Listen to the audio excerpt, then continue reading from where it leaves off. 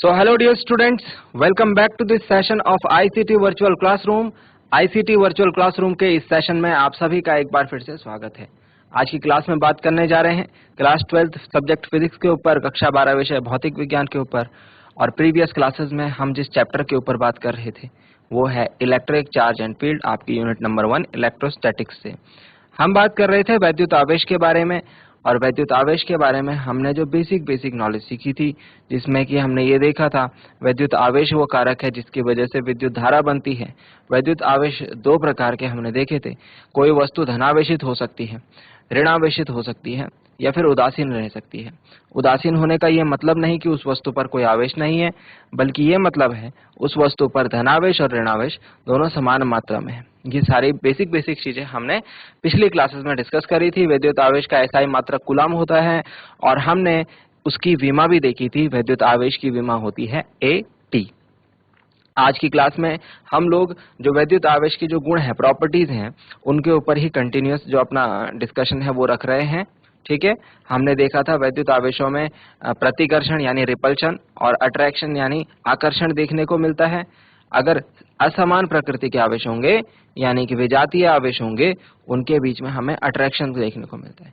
एक धनावेश और एक ऋणावेश के बीच में हमेशा अट्रैक्शन देखने को मिलेगा, वहीं सजातीय आवेशों के बीच में प्रतिकर्षण देखने को मिलता है।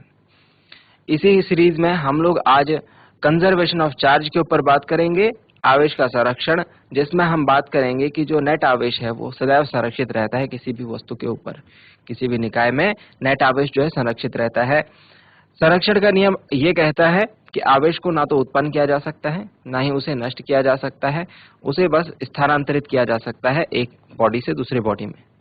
It can not be destroyed, it can not be created, but it can only be transferred from one body to another body. ठीक है, आज इसी सीरीज में हम क्वांटाइजेशन ऑफ चार्ज देखेंगे, चार्ज की क्वांटम प्रकृति, आवेश की क्वांटम प्रकृति। तो ये दोनों चीजें आज की क्लास में हम समझते हैं, और इम्पोर्टेंट चीजें हैं और इजी भी है, आपको समझने में इनको मजा भी आएगा। तो आगे की बातों को सीखने समझने के लिए हम चलेंगे व्हाइट बोर्ड पर। तो डियर स्टूडेंट्स,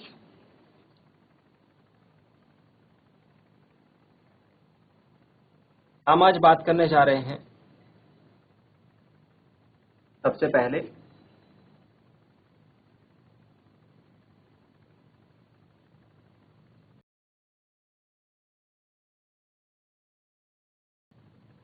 आवेश का संरक्षण, यानी कि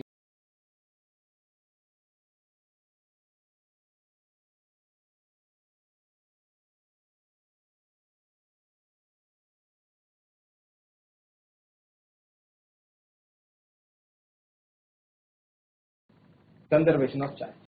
आवेश का संरक्षण नियम, आवेश को ना तो उत्पन्न किया जा सकता है, किसी बॉडी के ऊपर अगर आवेश है, किसी निकाय या फिर किसी वस्तु के ऊपर यदि कुछ आवेश है, तो उसमें अलग से आवेश नहीं ऐड हो जाएगा, और या फिर जो आवेश उसमें एक्स्ट्रा है उसको हम हटा नहीं सकते हैं, उसका नष्ट नहीं कर सकते, बस उसका आवेश किसी दूसरी बॉडी में ट्रांसफर कर सकते हैं। ठीक है, सिंपल सी बात हमें आवेश के संरक्षण नियम में हमें ये बताई जाती है।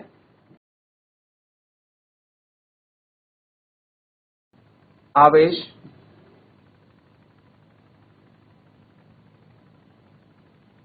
को ना तो उत्पन्न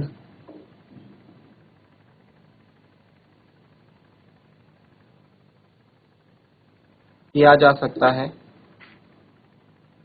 और ना ही इसे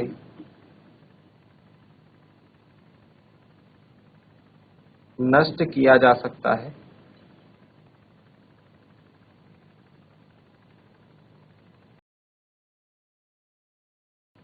केवल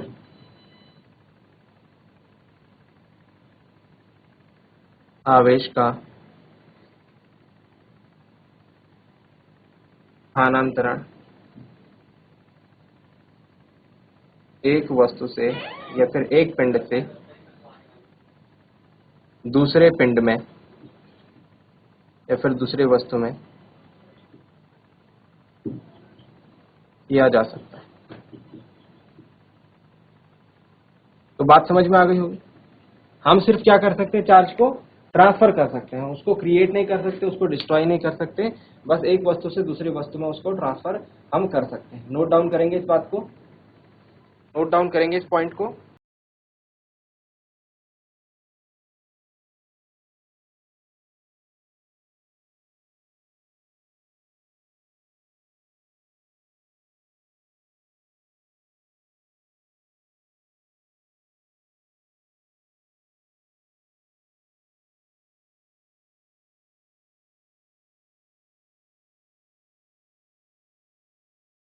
चलिए, इस नियम को एक दूसरे तरीके से भी बोला जाता है।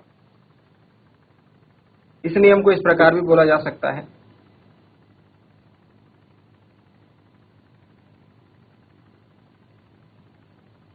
किसी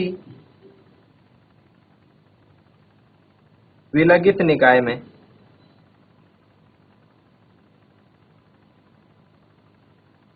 विलगित निकाय मतलब आइसोलेटेड सिस्टम का कुल आवेश संरक्षित रहता है। अब इस बात को हम समझेंगे एक एग्जांपल के थ्रू। जल्दी से आप इस चीज को नोट डाउन करेंगे, जल्दी से आप इसे नोट डाउन करें, फिर इसे एक एग्जांपल के थ्रू हम समझते हैं कि विलगित निकाय का कुल आवेश जो है संरक्षित रहता है।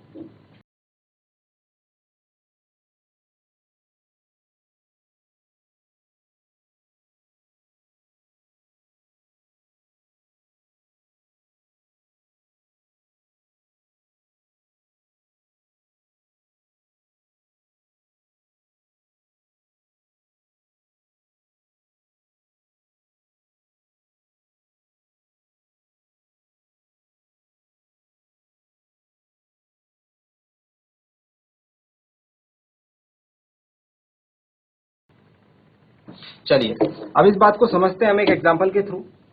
थोड़ा ध्यान से देखेंगे और आपको समझ में आ जाएगा। ठीक है, निकाय मतलब कोई एक सिस्टम है। निकाय में जो है किसी भी चीज को हम निकाय बोल सकते हैं। जब हम किसी चीज को निकाय बोल देते हैं तो उसके अंदर जो भी ऑब्जेक्ट्स आते हैं, जो भी वस्तुएं आती हैं, वो उस निकाय का पार्ट हो जाती हैं, तो हम एक साथ कंसिडर करते हैं। फॉर एग्जाम्पल, अगर मैं आपसे बात करूं कि आपका जो क्लासरूम है एक निकाय है, आपका क्लासरूम क्या है, एक निकाय है, तो आपके क्लासरूम के अंदर आपकी जो टेबल हो गए, आपके चेयर हो गए, आपका जो ब्लैक बोर्ड हो गया, आपका जो चौक हो गया, और इसके अलावा क्लासरूम के अंदर की सारी चीजें उस निकाय में आ जाएंगी। और क्लासरूम के बाहरी की सारी चीजों से हमें कोई मतलब नहीं रहेगा, क्योंकि हमने जो सिस्टम माना है वो क्लासरूम को माना है। निकाय जिसको मानेंगे उसके अंदर जितनी भी चीजें मानेंगे वो सारी की सारी निकाय के अंदर आ जाएंगी, उनको हम निकाय में ही काउंट करेंगे। उसके बाहर की चीजों से हमें फिर मतलब नहीं होगा। ऐसे ही मैं एक निकाय मान रहा हूं, सपोज दो वस्तुएं हैं इस निकाय में, ठीक है, दो बॉडीज हैं और दोनों बॉडीज के ऊपर चार्ज है। तो सपोज देखो, एक बॉडी ये है और एक बॉडी ये है, और ये एक निकाय में है। निकाय मतलब ऐसे इस तरीके से मैं दोनों को एक साथ एक निकाय में रख दे रहा हूं। ठीक है, सपोज मान के चलो इस बॉडी पर 1 2 3 4 5 6 ऋणावेश है, 6 नेगेटिव चार्ज, और इस बॉडी पर इतना ही धनावेश होगा। पूरे निकाय पर देखो, पूरे निकाय पर मतलब इस डब्बे के अंदर देखो 1 2 3 4 5 6 है ना, और यहाँ देखो 1 2 3 4 5 6, मतलब जितने पॉजिटिव चार्ज है उतने ही नेगेटिव चार्ज है। नेट आवेश जो होगा, नेट आवेश जीरो होगा, मतलब कोई भी ज्यादा नहीं है कोई भी कम नहीं है, दोनों बराबर है। मैंने कहा था जब दोनों आवेश बराबर होते हैं तो वस्तु के ऊपर नेट आवेश जो होगा शून्य होगा। तो जितना ऋण आवेश उतना धन आवेश, नेट आवेश क्या होगा, यहाँ पर जीरो होगा।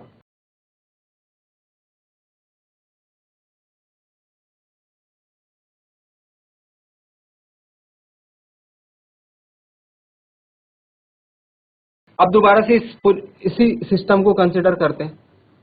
यही सिस्टम रखा हमने, सिस्टम यही रखा। अब की बार क्या करा, जो बॉडी 1 थी, ये वाली जो बॉडी थी, इस बॉडी, इन दोनों बॉडीज को आपस में रगड़ दिया, आपस में क्या कर दिया, फ्रिक्शन कर दिया। अब आप जानते हैं जब फ्रिक्शन करते हैं, जब रब करते हैं तो क्या होता है, चार्जेस का ट्रांसफर होता है, आवेश जो स्थानांतरित होते हैं। सपोज ऐसा हुआ, इनको रब करने पर ऐसा हुआ कि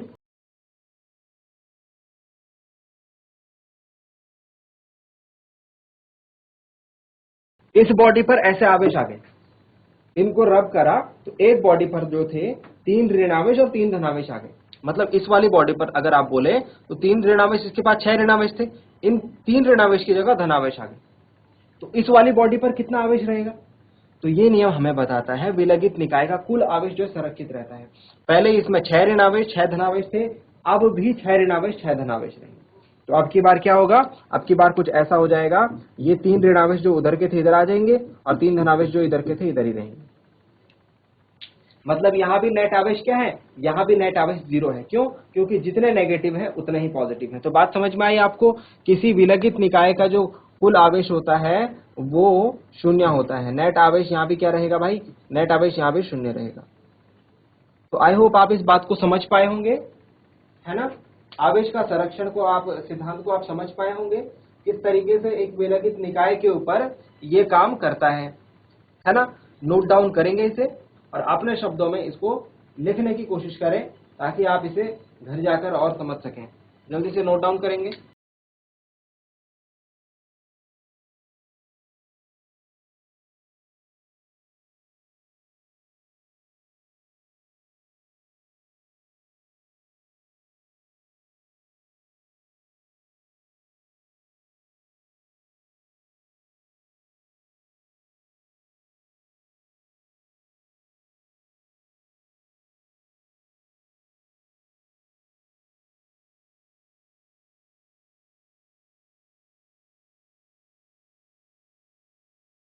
आई होप यहां तक की बातें आपको समझ में आई होंगी।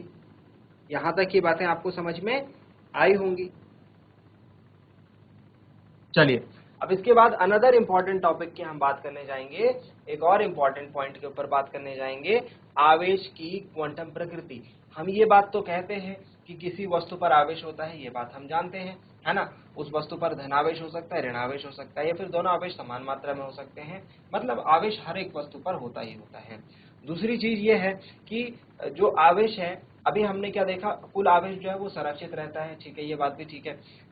नेक्स्ट चीज अगर हम बात करें कि कितना आवेश रहता है, किसी एक बॉडी पर कितना आवेश हो सकता है, मिनिमम कितना आवेश हो सकता है ना? तो आवेश की क्वांटम प्रकृति हमको ये बताएगी, क्वांटाइजेशन ऑफ चार्ज हमको ये बताएगा डियर स्टूडेंट्स, कि किसी भी ऑब्जेक्ट पर मिनिमम चार्ज जो है कितना हो सकता है। इसको हम फंडामेंटल चार्ज कहते हैं, मूल आवेश कहते हैं। इसके बारे में हम नेक्स्ट पॉइंट पे डिस्कस करते हैं। हेडिंग पुट अप करेंगे।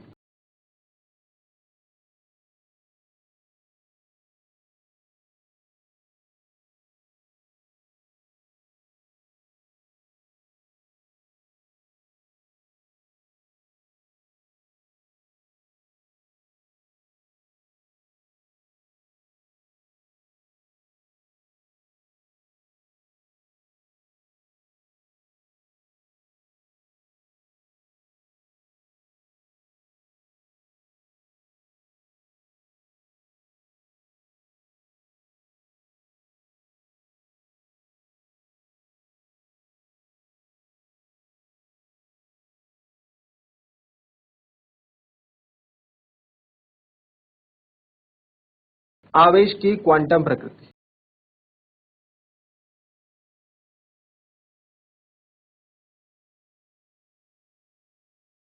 Quantization of charge. Dear students,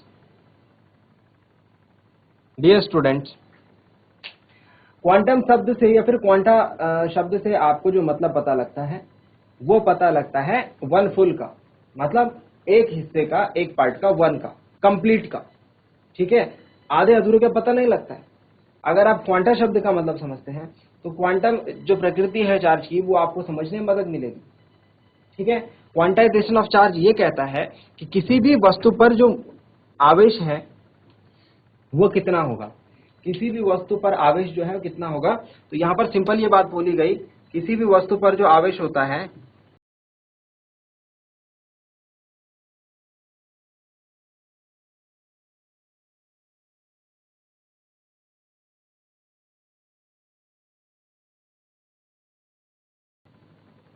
मूल आवेश का पूर्ण गुणज होता है।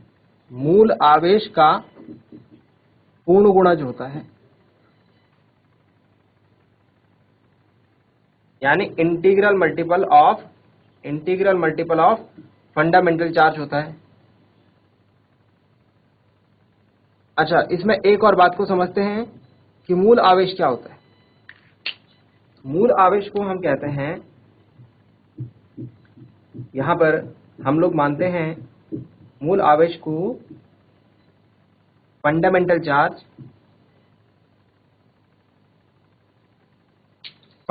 चार्ज हम किसको कहते हैं, E is equal to 1.6 into 10⁻⁻19 coulomb, इसको हम मूल आवेश कहते हैं। एक इलेक्ट्रॉन पर उपस्थित आवेश को हम मूल आवेश कहते हैं। डियर स्टूडेंट्स, एक इलेक्ट्रॉन पर कितना चार्ज होता है, इतना चार्ज होता है। इन्होंने कहा किसी भी बॉडी पर कितना चार्ज होगा, इसका मल्टीपल होगा, मतलब इसका 2 गुना हो सकता है, 3 गुना हो सकता है, 10 गुना, 20 गुना, 100 गुना, 50 गुना हो सकता है। इंटीग्रल मल्टीपल मतलब पूर्णांक गुणज में हो सकते हैं, लेकिन ऐसा नहीं हो सकता इसका 1/2 गुना नहीं हो सकता है, इसका 5/2 गुना नहीं हो सकता है। समझ रहे, पूर्णांक में संख्या होनी चाहिए, फ्रैक्शन में नहीं होनी चाहिए, दशमलव में नहीं होनी चाहिए। बात समझ में आई। तो यहां पर हमसे ये बोला गया किसी वस्तु पर जो आवेश होगा मूल आवेश का पूर्णांक गुणज होगा, मतलब कि इसका 1 गुना, 2 गुना, 3 गुना, 4 गुना, 10 गुना, 50 गुना, 100 गुना, 200 गुना, 300 गुना, 500 गुना ऐसे हो सकता है। अगर नंबर पूरे पूरे हो, पूर्णांक नंबर हो तो ऐसे हो सकता है, इतने गुना हो सकता है। लेकिन कैसे नहीं हो सकता, 5/2 गुना, 7/2 गुना, 10/18 गुना ऐसे नहीं हो सकता। ठीक है, पॉइंट में भी नहीं हो सकता, 0.25 गुना ऐसे भी नहीं हो सकता, पूर्णांक गुणज होगा। बात समझ में आई। तो हम इसको कैसे लिखेंगे, किसी वस्तु पर उपस्थित आवेश, जल्दी से इसे नोट डाउन कीजिए, फिर मैं आपको इसमें एक चीज और बता रहा हूं, जल्दी से नोट डाउन करेंगे।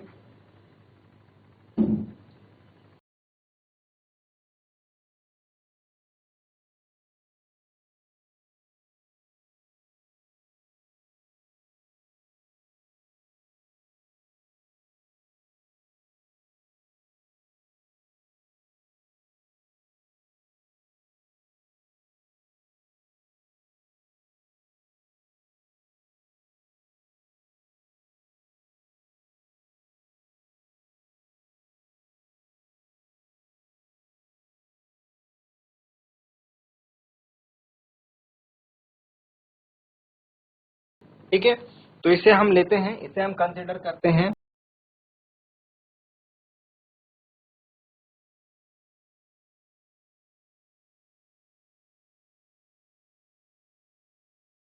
किसी वस्तु पर उपस्थित आवेश Q,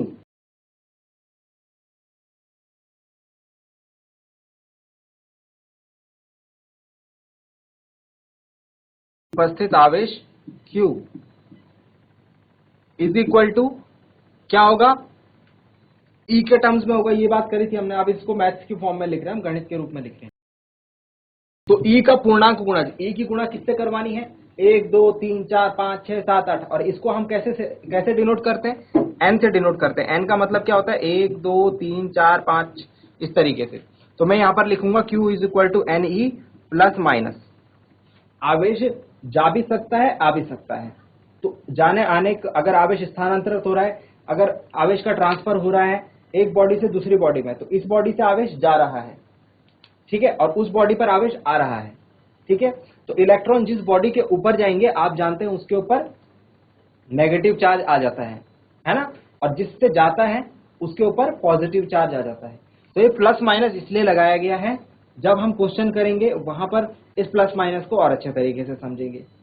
ठीक है, जिस बॉडी से आवेश जाएंगे, जिस बॉडी से इलेक्ट्रॉन जाएंगे उस पर पॉजिटिव चार्ज आएगा, और जिस पर जाएंगे उस पर नेगेटिव चार्ज आएगा। ठीक है, इन बातों को हम आगे जब न्यूमेरिकल करेंगे उसमें देखेंगे।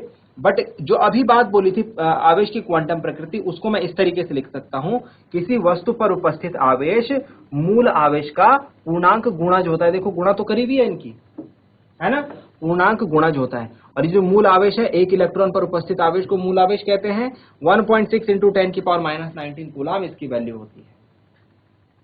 ठीक है, 1.6 इंटू 10⁻⁻19 कूलम इसकी वैल्यू होती है। यहां पर ये कंफ्यूज मत करना कि इलेक्ट्रॉन पर आवेश जो उपस्थित रहता है वो तो ऋणावेश रहता है, तो माइनस नहीं लिखेंगे यहाँ पर, ये मूल आवेश हम इसको डिफाइन कर रहे हैं।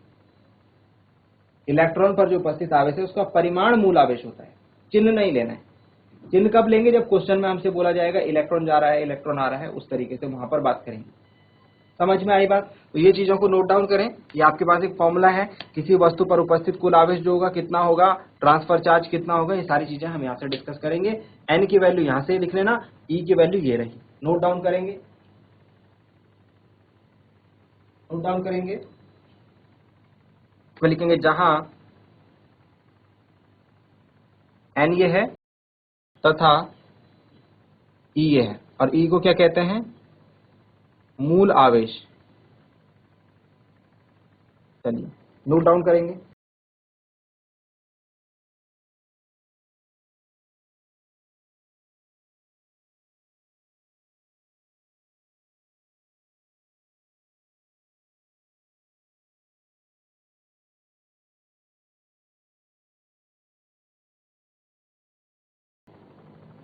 चलिए तो एक क्वेश्चन लिखेंगे इसी सीरीज में, इस फॉर्मूला पर बेस एक क्वेश्चन लिखेंगे।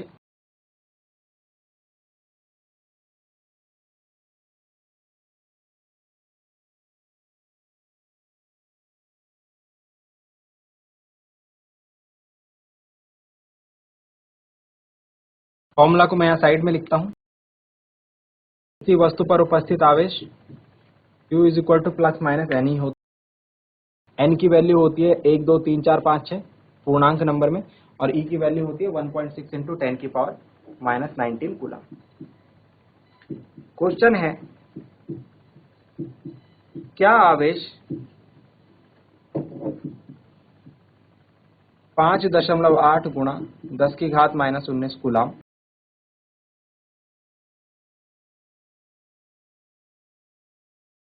संभव है? क्या ये संभव है कि किसी बॉडी के ऊपर इतना आवेश रह सकता है? क्या ये संभव है कि इतने आवेश को हम ट्रांसफर कर सकते हैं? मतलब ये आवेश की जो वैल्यू है क्या ये एग्जिस्ट करती है या नहीं करती है? हमसे ये पूछा गया है सिंपल क्वेश्चन। तो हम क्या करेंगे, हम मान लेते हैं ये आवेश किसी बॉडी के ऊपर है, किसी वस्तु के ऊपर ये आवेश है, और हमको चेक करना है उस वस्तु के ऊपर उतना आवेश रह सकता है नहीं रह सकता है। तो उपस्थित आवेश जो हमें बताया गया है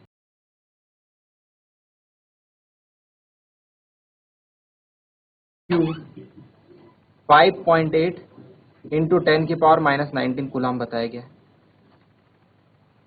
हम जानते हैं कि मूल आवेश E 1.6 इंटू 10 की पावर माइनस 19 कूलम होता है। तो इस फॉर्मूला में देखो Q हमको दे रखा है, E हमें पता है, N निकालना है। N हम कैसे निकालेंगे? N बराबर हो जाएगा Q बटा E। बताओ, Q is equal to N E है, तो N को इधर रखेंगे, E कहाँ आ जाएगा? इसके अपॉन में आ जाएगा, Q बटा E हो जाएगा, Q अपॉन E हो जाएगा। चलिए वैल्यू पुटअप करते हैं। Q कितना है? 5.8 इंटू 10 की पावर माइनस 19 कूलम। E कितना है? 1.6 इंटू 10 की पावर माइनस 19 कूलम। देखिए ये कैंसिल आउट हो जाएगा, ये कैंसिल आउट हो जाएगा, सेम चीज है, ये पॉइंट से पॉइंट हट जाएगा। अब ये आया 58/16। 58/16 को अगर आप डिवाइड करेंगे तो ये जाएगा 3.6। कितना आ रहा है हमारा आंसर? 3.6। अब जरा चेक कीजिए, हमने बोला था n की वैल्यू क्या होनी चाहिए? 1 2 3 4 5 6 इस तरीके से होनी चाहिए। यहां n की वैल्यू क्या निकल के आ रही है? 3.6। क्या n की वैल्यू इनमें से कुछ आ रही है? इस सीरीज में n की वैल्यू पड़ेगी नहीं। तो हम यहां पर क्या बात लिखेंगे? हम यहां पर ये बात लिखेंगे क्योंकि n पूर्णांक नहीं है, n को क्या आना चाहिए था? पूर्णांक आना चाहिए था। इसीलिए दिया गया आवेश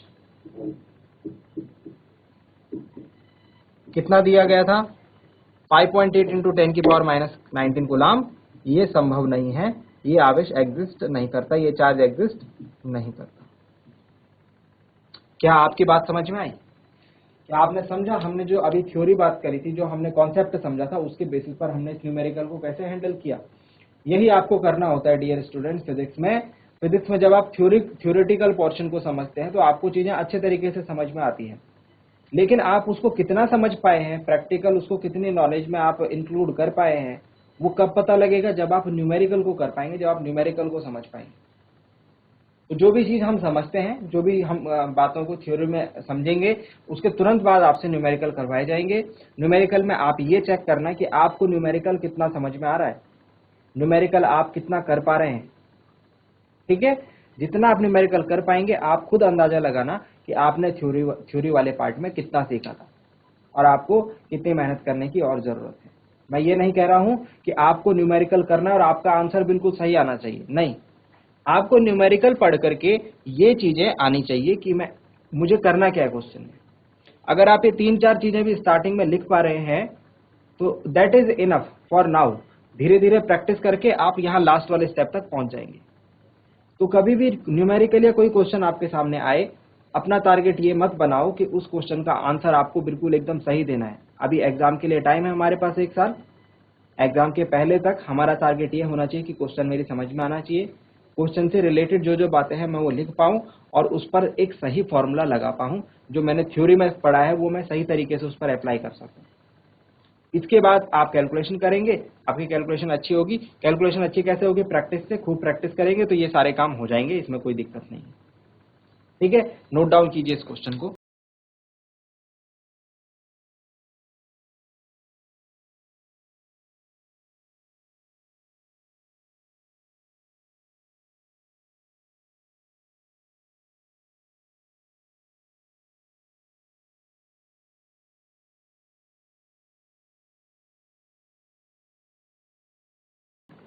चलिए, अब एक क्वेश्चन आपके लिए होमवर्क है इसी प्रकार का। अगर आप इसको समझ पाए होंगे तो ये क्वेश्चन होमवर्क से आप कर पाएंगे।